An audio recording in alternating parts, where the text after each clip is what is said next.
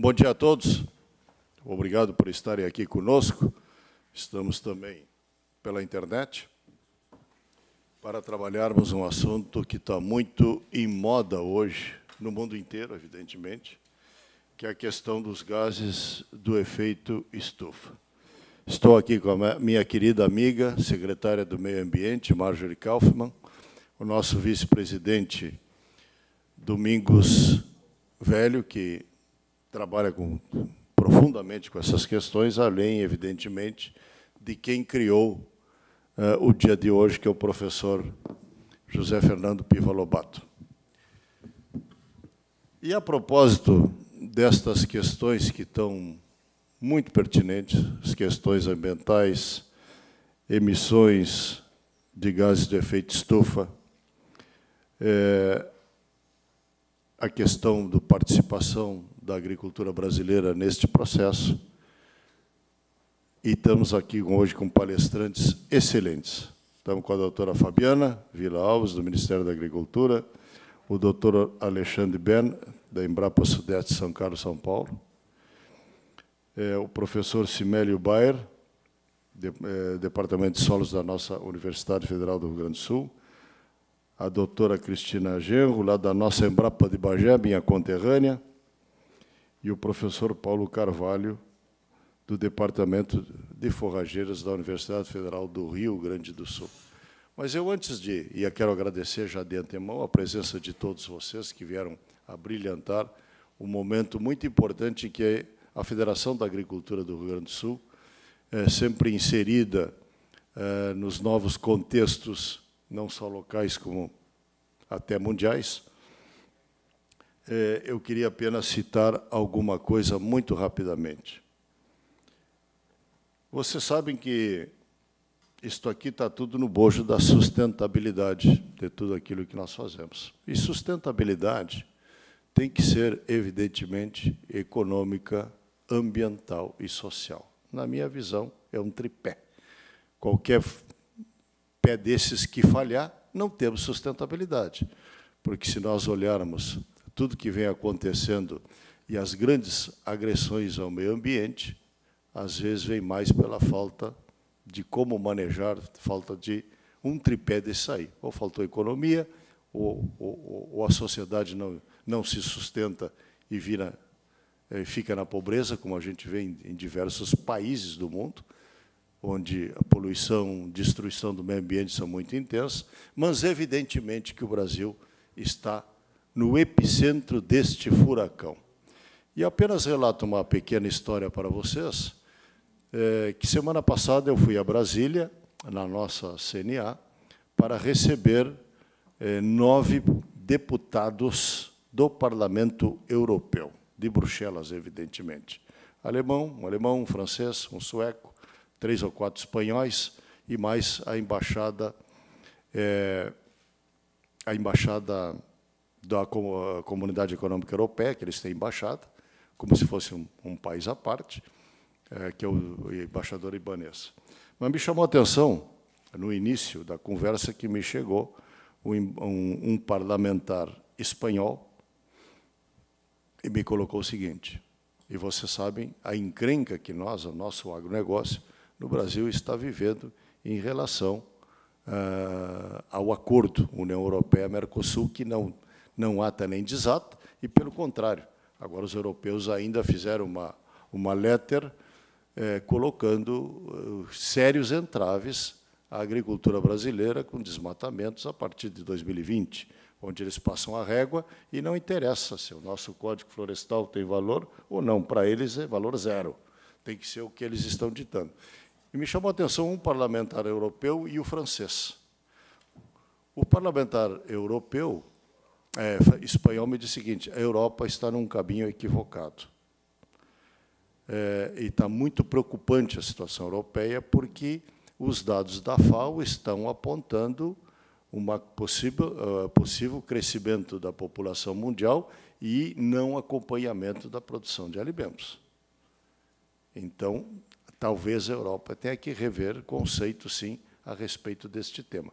Mas o francês ligado ao WWF foi o que mais me chamou a atenção. O deputado francês chegou e colocou que, quando se fez a agricultura na Europa, para tentar justificar tudo que eles fizeram, além do sério problema energético que eles têm hoje, porque eles ficaram fortemente dependentes da Rússia, evidentemente, e nessa forte dependência da Rússia, eles tiveram que abrir novamente, inclusive, minas de carvão, que é quase que uma heresia, algo disso que está acontecendo, principalmente na Alemanha. E eu questionei o deputado alemão a respeito desse tema e provando a ele que o Brasil, que o Brasil tem energias limpas, talvez seja o país do mundo que mais tenha energias limpas, seja o nosso país. Mas coloquei, aí o deputado europeu colocou a coisa na seguinte termo: quando a Europa fez a agricultura, que desenvolveu a agricultura, nós não tínhamos essas novidades climáticas, aquecimento global, seja lá o que for. Não existia isso. Mas, de qualquer maneira, hoje, os agricultores europeus nos olham como deputados, que nós temos que cobrar dos outros agricultores pelo mundo afora a mesma intensidade que cobramos dos agricultores europeus. E aí ele chegou e foi mais. E aí eu gostei do que ele disse. Mas, no fundo, o que eles têm medo é da agricultura brasileira. Porque, na realidade, e nós temos um programa pela nossa CNA, que é o AgroBR, em que levamos embaixadas a conhecer em loco a agricultura brasileira. Nós já tivemos no Rio Grande do Sul, tivemos no oeste da Bahia, tivemos no Mato Grosso, vamos para o Amazonas agora, fim de julho, e já tivemos em Santa Catarina. E me chamou a atenção, na penúltima viagem ao Mato Grosso, em que eram 11 embaixadas, metade europeia e metade asiática, e a metade asiática chegou num determinado momento e o embaixador da Malásia me colocou com muita clareza: por que vocês se aceitam o jogo europeu quando o mercado não são eles, e sim somos nós? Porque sabemos o que está acontecendo no mundo de hoje, o crescimento importante dos países asiáticos, capitaneados, obviamente, pela China, mas a Ásia não é só a China, a Índia vem logo ali atrás, com crescimento econômico, ainda que seja um país exportador, por incrível que pareça, exportador de alimentos hoje, ela deve passar para a coluna dos importadores nos próximos anos, pelo seu crescimento, e ainda os países da ASEAN, que são 700 milhões de pessoas, que vivem em ilhas soltas lá no meio do oceano. Então, estes povos da Ásia, eles olham o mapa do mundo e dão uma olhada aonde é que pode vir alimento para resolver os nossos problemas demográficos. Evidentemente que é justamente desta região do mundo, onde o Brasil está no epicentro, e fazendo, diga-se de passagem, uma agricultura espetacular. A nossa agricultura, e poucos brasileiros conhecem, a não ser os locais. O Brasil é muito conhecido por nós pelas capitais, quando nós saímos a fazer turismo, mas dificilmente nós brasileiros conhecemos o Brasil pelo interior, por onde está realmente o agronegócio. E, colocado isto, realmente o Brasil está fazendo uma agricultura espetacular, ao ponto de que eu perguntei ao embaixador, não me lembro se foi da Indonésia ou da Malásia, ou se foi o da Coreia do Sul, que ficou muito amigo da nossa casa, diga-se de passagem, perguntei a eles o que eles acharam da agricultura do Mato Grosso. Eu gostei da expressão do cara. Eu só vi algo parecido, olhe bem, não foi assim, não, algo parecido nos Estados Unidos. Algo parecido, já nos colocando numa situação superior. E, realmente, a nossa grande diferença, e que realmente cria o impacto aos povos do mundo, é a intensificação da agricultura brasileira na utilização do hectare. Quando nós conseguimos fazer até 3 culturas, não é o nosso caso no Rio Grande do Sul, nós, Farsul e todas as entidades órgãos, estamos fortemente envolvidos na questão do 2 safras, para implementarmos com intensidade 2 safras no Rio Grande do Sul, e podemos fazer, evidentemente, 2 safras no mesmo hectare. Já é uma diferença competitiva, porque os Estados Unidos não conseguem, a Europa não consegue, porque, evidentemente, eles têm neve, é óbvio que não vão conseguir nunca. E se chegamos num estado como o Mato Grosso, altamente desenvolvido hoje, já chegam a fazer até 3 culturas no mesmo hectare por ano. Por isso que nós utilizamos, enquanto os Estados Unidos, que é a segunda maior agricultura do mundo, hoje o Brasil é a terceira, diz passagem, a primeira é a China, Os Estados Unidos, que é a segunda maior agricultura do mundo, utiliza 72% do seu território para fazer agricultura, enquanto nós temos 72% do território brasileiro em preservação ambiental, e o Brasil utiliza apenas 22% do seu território para fazer agricultura. Então, isso nos dá uma diferença competitiva em que torna o Brasil uma potência agrícola, e se não houver nada em contrário, em 2035, é matemático, já está calculado, nós seremos a maior agricultura do mundo, sem dúvida nenhuma, em 2035, portanto, estou falando depois da manhã. Então, o Brasil é uma potência agrícola e, paralelamente, é uma potência ambiental. E também é uma potência energética, porque a nossa energia, toda ela é gerada a partir, a grande maioria, é verdade, a partir das hidrelétricas, e depois com um desenvolvimento muito forte das eólicas e as fotovoltaicas. Então, este é o país que está sendo atacado pelo mundo europeu, diga-se de passagem, pelo mundo europeu. Mas, como a Europa ainda continua um continente de grande influência, sim, pelo mundo afora, não temos a menor dúvida, afinal de contas, nós estamos aqui graças a eles lá, um dia que lá pelos idos de 1500 nos descobriram aqui.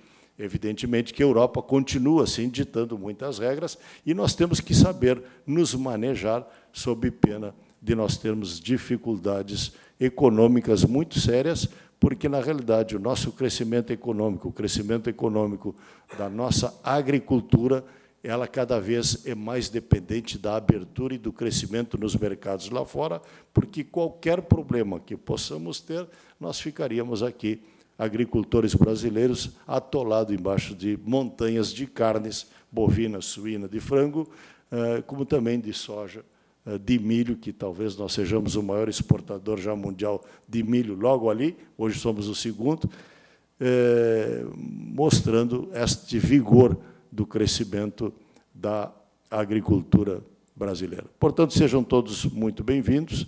Eu passo já a palavra à nossa secretária Marjorie Kaufmann, secretária do Meio Ambiente do Estado do Rio Grande do Sul, para que profira suas palavras, e já de antemão, muito obrigado por estar aqui nos prestigiando neste importante dia de hoje.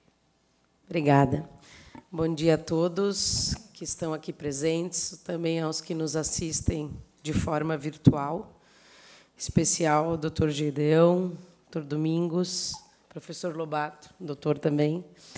É sempre um prazer estar aqui na Farsul para que a gente possa continuar essa história que a gente começou a construir de parceria do meio ambiente com o setor produtivo agrícola do Estado do Rio Grande do Sul. Nós tivemos vários eventos importantes aqui, e hoje eu estava me recordando quando apresentamos o que era o nosso projeto do Código Estadual de Meio Ambiente em 2019, final de 2019, e tivemos o apoio dessa parcela importante da sociedade gaúcha. O governo do Estado entende e entendeu desde o princípio a importância de nós estarmos conectados. E hoje o tema que vai ser tratado aqui é um tema diretamente afeto à Secretaria de Meio Ambiente e Infraestrutura, tanto que eu não estou sozinha. Também está aqui o meu secretário adjunto, que alguns conhecem, né, aqui nessa casa, o Marcelo Camardelli, mas também todo o time da Assessoria do Clima, porque nós sabemos a importância de divulgar os dados da agropecuária gaúcha, que são compatíveis, que são benéficos para a questão da mitigação dos efeitos das mudanças climáticas. E eu tenho falado muito, mais com o Domingos, sobre isso, porque fala da pauta de meio ambiente, da importância do agro divulgar esses dados. Então, aqui, hoje, com excelentes profissionais que eu conheci ao longo dessa caminhada, que vão fazer explanações técnicas, científicas. Então, não há invenção, são dados.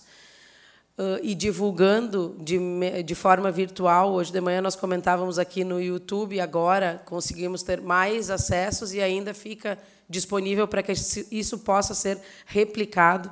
Muito mais do que ter as boas práticas, nós precisamos comunicar as boas práticas.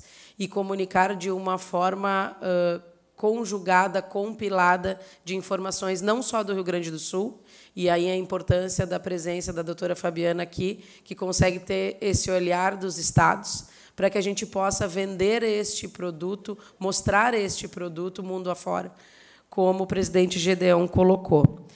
Então, nesse sentido, eu externalizo aqui a minha felicidade em sempre ser convidada a participar destes eventos, não só a mim, mas o meu time inteiro. E coloco, mais uma vez, as portas do Governo do Estado, não só através da Secretaria de Meio Ambiente e Infraestrutura, mas também das outras secretarias que vocês entenderem que são interessantes, que eu farei esse caminho, para que a gente possa seguir construindo tudo isso. E tenho certeza que esse ano, mais uma vez, na Semana do Clima de Nova York, nós vamos estar lá e nós vamos replicar e repetir muito os resultados das nossas metas e também do que já fazemos, que não é pouca coisa, e o mesmo faremos na COP. Então, acho que a minha presença aqui só reforça a nossa parceria e a disponibilidade do time todo da Secretaria aqui para vocês, para que a gente possa mostrar ainda mais o que o agro gaúcho, porque nós vamos puxar para o nosso assado, né? Nós sabemos que aqui foi o berço de muitas boas práticas que serão faladas hoje, e nós queremos, enquanto Governo do Estado, mostrar essa união e esse benefício que o agro traz, respeitando todos os preceitos ambientais. Como o presidente Gedeão já falou, o mundo desconhece a legislação ambiental que é aplicada no Brasil e no Rio Grande do Sul. E é só isso que vai fazer com que a gente consiga virar a chave, não só da importância da produção de alimentos, mas da importância da produção sustentável, que é o que a gente faz aqui e pouco fala. Então, contem comigo, contem com a Secretaria e contem com o Governo do Estado para tudo isso. Muito obrigada.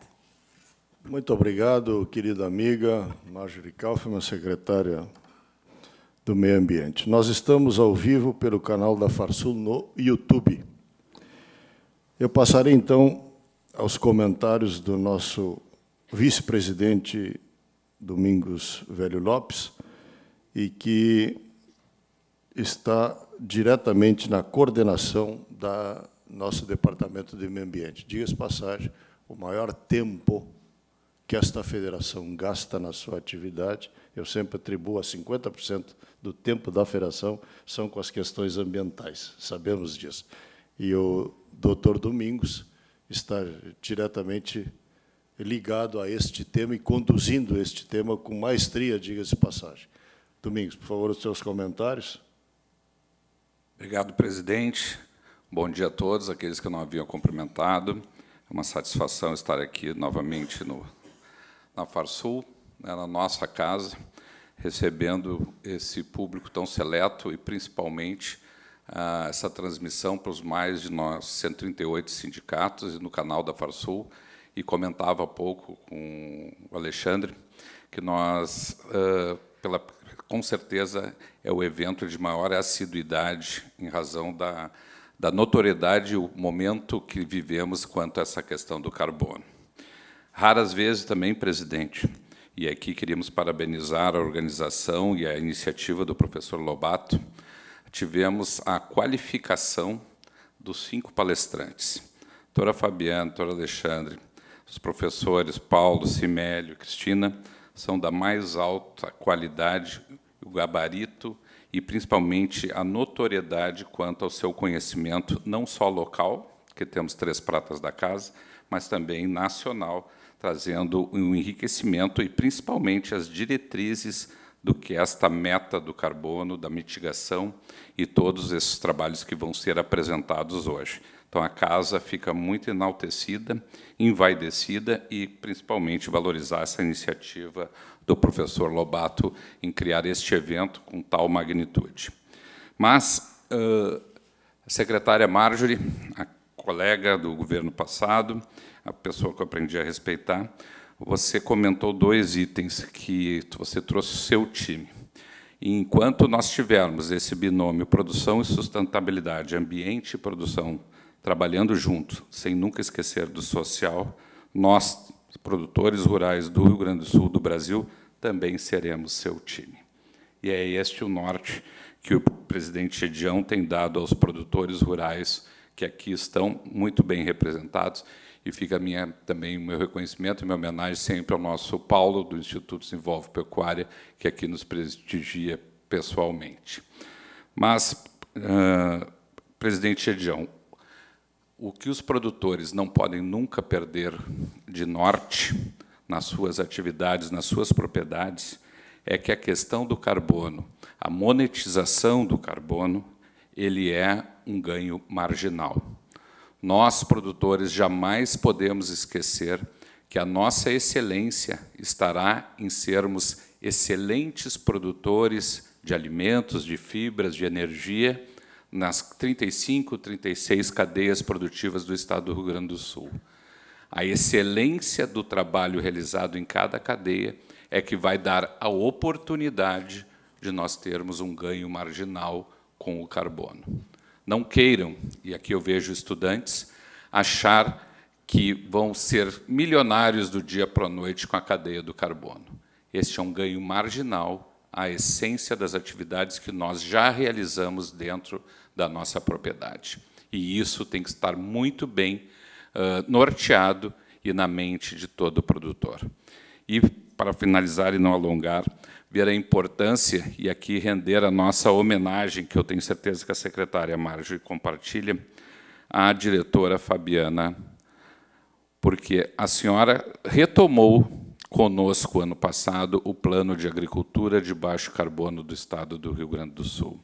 A senhora foi a catalisadora da retomada daquilo que estava parado há alguns anos, para que aquilo que nós já fazemos dentro das nossas propriedades, mas não estava compilado, não estava regrado e não estava, principalmente, estabelecidas as metas. E essas metas que foram criadas no ano passado e ratificadas já por esta gestão atual do governador Eduardo Leite, elas que, na nossa ótica, ainda são modestas, para que todos saibam, até 2030, se nós, nos 9 métodos a serem atingidos, conseguirmos fazer razoavelmente dela, nós mitigaremos até 2030 as emissões por 10 anos das cidades de Porto Alegre, Canoas, Caxias, Pelotas e Santa Maria juntos. Vejam a importância da nossa atividade agro-silvio-pastoril, tendo sempre o lado ambiental do campo nativo e das matas nativas também trabalhados. Desta forma, nós estaremos cumprindo a nossa função social, a nossa participação efetiva na sociedade civil gaúcha e brasileira. Então, aquilo que era o segundo item que eu ia comentar da fala da Marjorie, né? O mundo desconhece a nossa legislação, mas o mundo sabe que nós somos, o Rio Grande do Sul, talvez, e aí o nosso bairrismo, Alexandre e principalmente Fabiana, o melhor e maior exemplo de agro, silvicultura e pecuária diversificada e sustentável do mundo. Ninguém tem as 35 cadeias das 38 que trabalham no país tão diversificadas, tão organizadas e de tão fácil divulgação. As COPs dos 2 últimos anos, a Semana do Clima, comprovaram isso. Sejamos capazes também de divulgar para o nosso Estado e para a nossa população urbana, e aí, muito bem falado pelo presidente Edião, pela secretária Marjorie, cada vez mais melhorar não só a parte agronômica, mas a parte de comunicação do setor produtivo ao setor urbano. Com isso, presidente, muito feliz com este evento, mais uma vez parabenizando o professor Lobato e feliz com a qualificação dos nossos convidados, que certamente nos brindarão com palestras extraordinárias e que darão uma turnover na questão do carbono dentro do Estado do Rio Grande do Sul a partir do evento de hoje. Obrigado. Obrigado, doutor Domingos.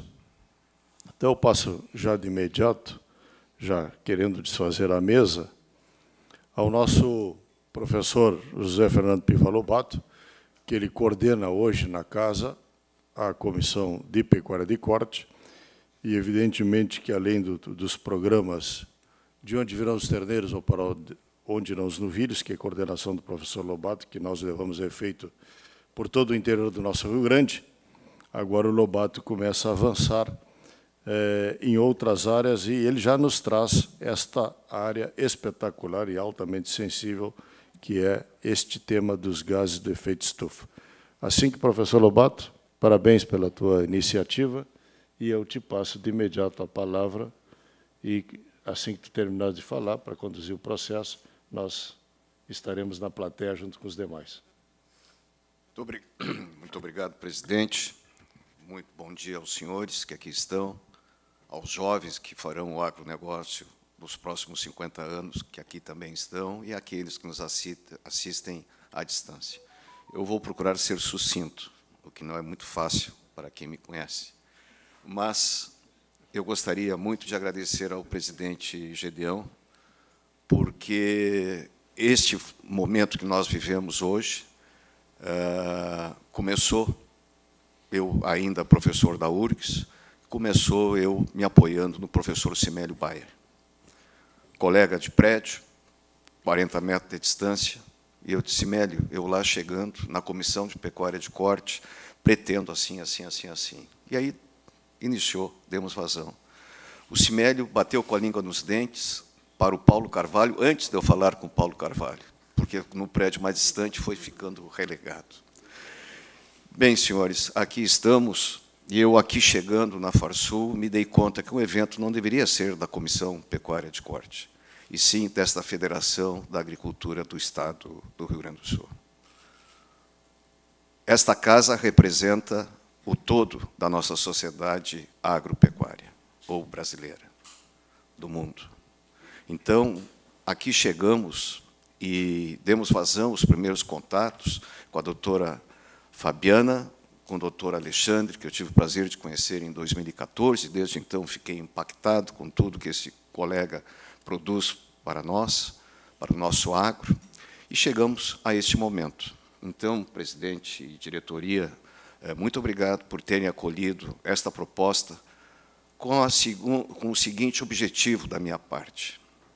Além de capacitar, e por isso a transmissão aos sindicatos rurais, essa transmissão à distância, o objetivo que eu tinha em mente, dizia o Cimélio e o Paulo, os mais próximos, é chegar ao máximo dos produtores que fazem estas grandezas que aqui estão, mas sabendo que nós estamos somente em 2023.